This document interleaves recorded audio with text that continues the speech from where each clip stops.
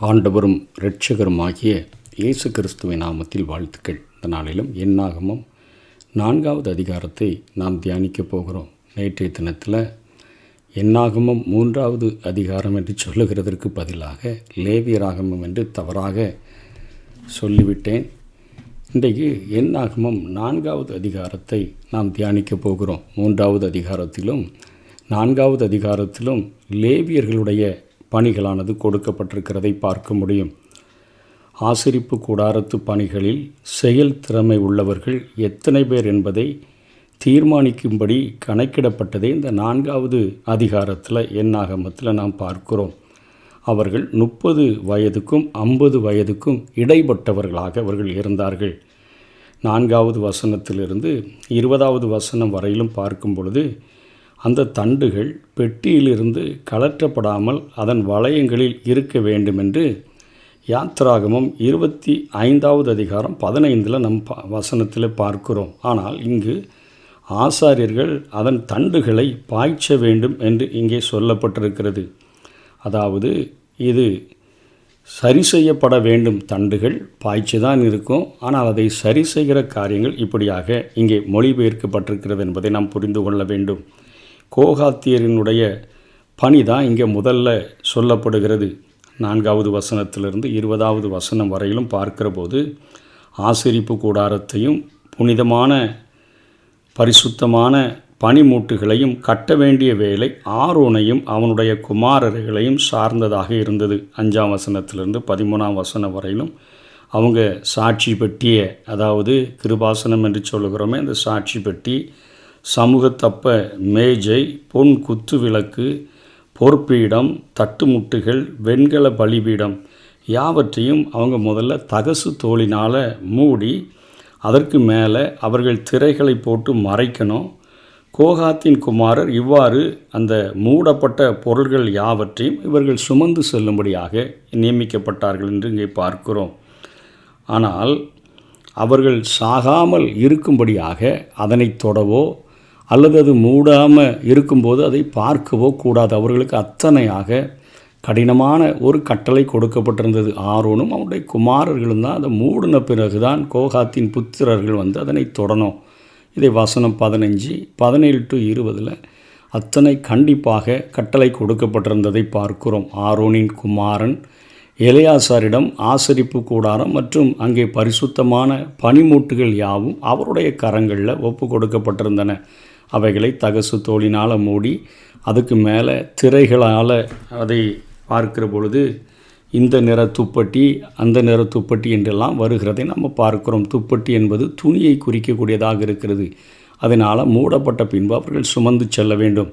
மகா பரிசுத்த ஸ்தலத்துக்கும் பரிசுத்த ஸ்தலத்துக்கும் இடையில் இருந்த திரைச்சிலை சாட்சி பெட்டியை எப்பொழுதும் மனிதருடைய பார்வைக்கு அது மறைத்திருந்ததை வசனம் 5 பார்க்கிறோம். இஸ்ரவேலர்கள் பயணம் செய்த போது கூட அதை திரைச்சிலையால் அந்த சாட்சி பெட்டியை மறைத்து வைத்து தான் எடுத்து சென்றார்கள்.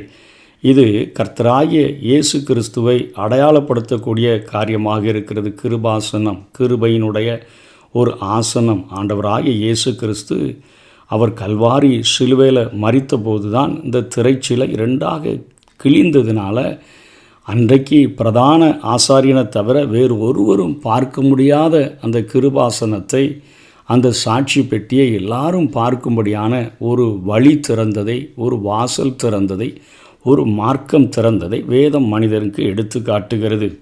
இதனைத் தொடர்ந்து 21 28 வரையிலும் பார்க்கிற பொழுது ஆசரிப்பு கூடாரத்து தொங்கு திரைகள், சாட்சி சந்நிதியினுடைய தொங்கு திரைகள், பிரகாரத்தினுடைய தொங்கு திரைகள் யாவற்றையும் கெர்சோன் புத்திரர் அவர்கள் சுமந்து செல்லும்படியான கட்டளையை பெற்றார்கள். ஆரோனின் குமாரனாகிய இத்தாமார் இந்த கெர்சோன் புத்திரர் யாவருக்கும் அவன் பொறுப்பாளியாக இருந்தான்.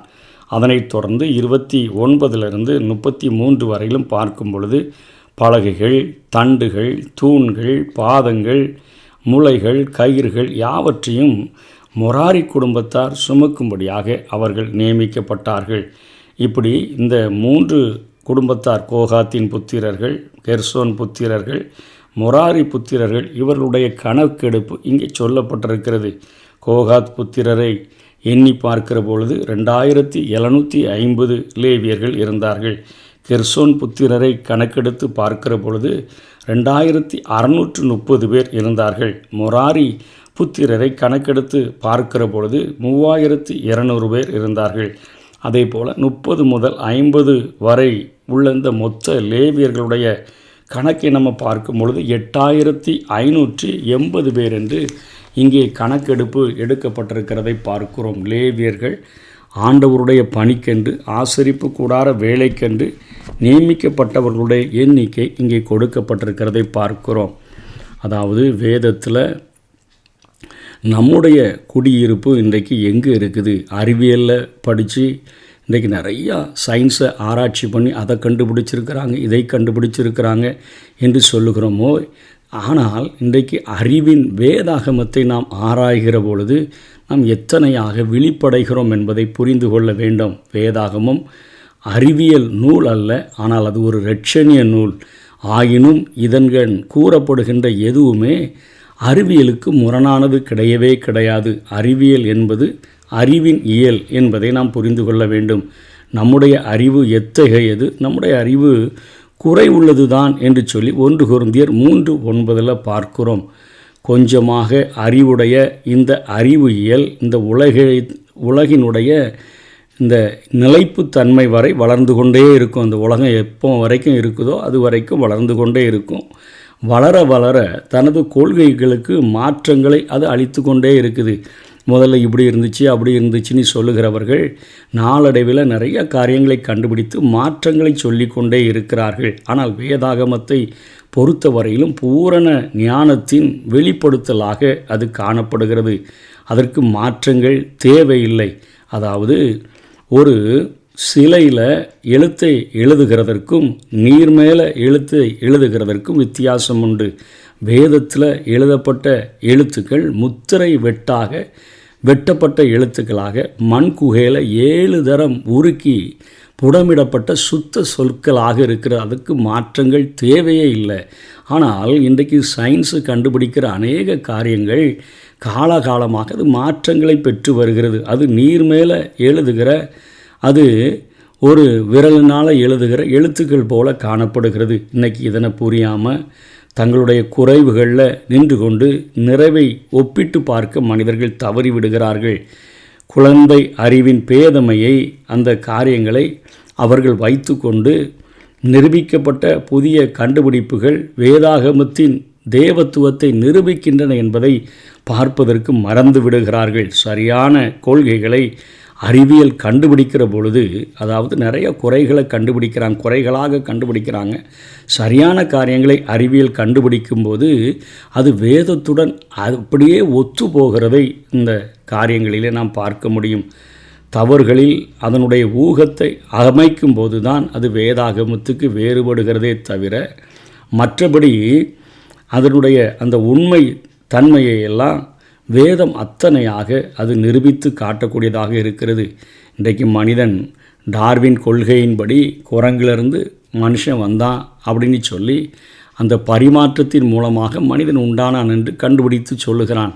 ஆனால் அதற்கு பின்பாக கண்டுபிடிக்கப்பட்ட கண்டுபிடிப்புகளில் எல்லா பொருள்களினுடைய அந்த மூலப்பொருள்கள் அணுக்களை உடைக்கிற பொழுது உண்டாகிற அந்த காரியத்தில் கடைசியாக மிகச் சிறிய துகள் காட் பார்ட்டிக்கிள் என்று கண்டுபிடித்திருக்கிறார்கள். அந்த காட் பார்ட்டிக்கிளை உடைத்து பார்க்கிற பொழுது அதனுடைய தன்மையை ஆராயுகிற போது ஒரு ஒலிக்கற்றை அது எப்படி ட்ராவல் பண்ணுமோ, ஒரு சத்தம் எப்படி ட்ராவல் பண்ணுமோ அந்த தன்மை உடையதாக அந்த காட் பார்ட்டிக்கிள் இருக்கிறதுலே மிக சிறிய துகள். இவை தான் எல்லாவற்றையும், அது எல்லா மூலப்பொருள்களையும் உருவாக்கி இருக்கிறது என்பதை கண்டுபிடித்து அது ஒரு சத்தம் வடிவ உடையதாக இருக்கிறது என்று அவர்கள் இன்றைக்கு கண்டுபிடித்திருக்கிறார்கள். வேதம் அன்றைக்கே சொல்லுகிறது, ஆதியிலே வார்த்தை இருந்தது, அந்த வார்த்தை தேவனாய் இருந்தது, அந்த வார்த்தை தேவனிடத்தில் இருந்தது என்று பார்க்கிறோம்.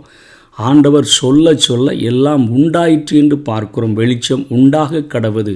அந்த காட் பார்ட்டிக்கிளை இன்றைக்கு எல்லா பொருள்களிலும் பார்க்கிற பொழுது மனிதனுடைய அந்த மணலிலிருந்து எடுக்கப்பட்ட அவனுடைய சரீரத்தினுடைய அவனுடைய தாது பொருட்கள் என்னெல்லாம் இருக்குன்னு பார்க்கும் பொழுது மண்ணில் இருக்கக்கூடிய தாது பொருட்களை மனிதன் பெற்றிருக்கிறதை இன்றைக்கு வேதம் கண்டுபிடித்து இருக்கிறதை பார்க்கிற பொழுது வேதத்தோடு சரியான கண்டுபிடிப்பு ஒத்து போகிறதை பார்க்கிறோம். பூமியின் படைப்பை பற்றி பார்க்கிற போது எதிர்ப்பு மனப்பான்மையை நம்ம எறிந்துவிட்டு நம்ம அதை படிக்கிற போது தான் இந்த ஆதி ஆகமத்தின் பக்கங்கள் நாம் கூறுகிற காரியங்களை புரிந்து கொள்ள முடியும். ஆண்டவர் ஒரு மிகப்பெரிய ஞான கடலாக இருக்கிறார். உயிருள்ள தூரிகைகள் போல இருக்கிற மனிதர்களை கொண்டு மனிதர்களினுடைய மொழியில் படைத்து அளித்த இந்த வேதாகமம் இன்றைக்கு மனிதர்களுடைய அந்த ஞானத்தினுடைய குறைவின் தன்மையை அது எடுத்து காட்டக்கூடியதாக இருக்கிறது.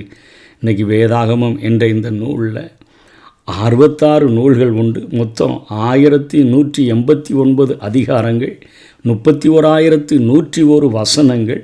அதை அதிகாரங்களாக பகுக்கப்பட்ட ஆண்டு கிபி 1227 என்று கண்டுபிடிக்கப்பட்டிருக்கிறது. பழைய ஏற்பாட்டில் 39 நூல்களும் புதிய ஏற்பாட்டில் 27 நூல்களும் காணப்படுகின்றன.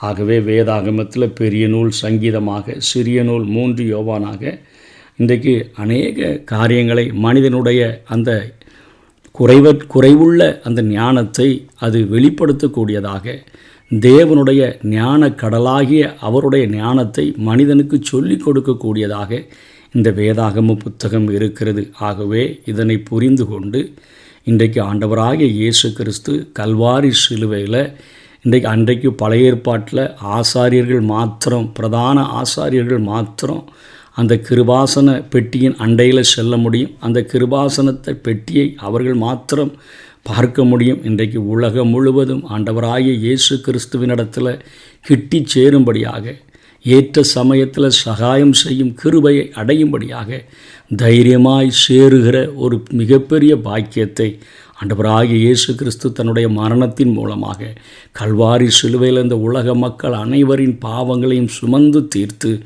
அவர் தன்னுடைய சரீரங்கள் நொறுக்கப்பட்டுகிறதற்கு ஒப்பு கொடுத்தபடினாலே அவர் மரித்து அடக்கம் பண்ணப்பட்டு 3வது நாளில் உயிர்த்தெழுந்து இன்றைக்கும் அவர் பிரதான ஆசாரியனாக தேவனுடைய சமூகத்தில் நமக்காக வேண்டுதல் செய்கிறபடினால நாமும் அந்த கிருபையை அடைந்தவர்களாக ஆண்டவராகிய இயேசு கிறிஸ்துவின் மூலமாக பிதாவினிடத்தில் சேருகிற ஸ்லாக்கியத்தை பெற்றிருக்கிறோம். அந்த கிருபைக்காக ஒவ்வொரு நாளும் நன்றி செலுத்தி அவருடைய பாதத்தில் நாம் ஒவ்வொரு நாளும் அமர்ந்திருப்போம். ஆண்டவர் தாமே எப்படிப்பட்ட கிருபைகளை நமக்கு தந்தருளுவாராக. ஆமேன்.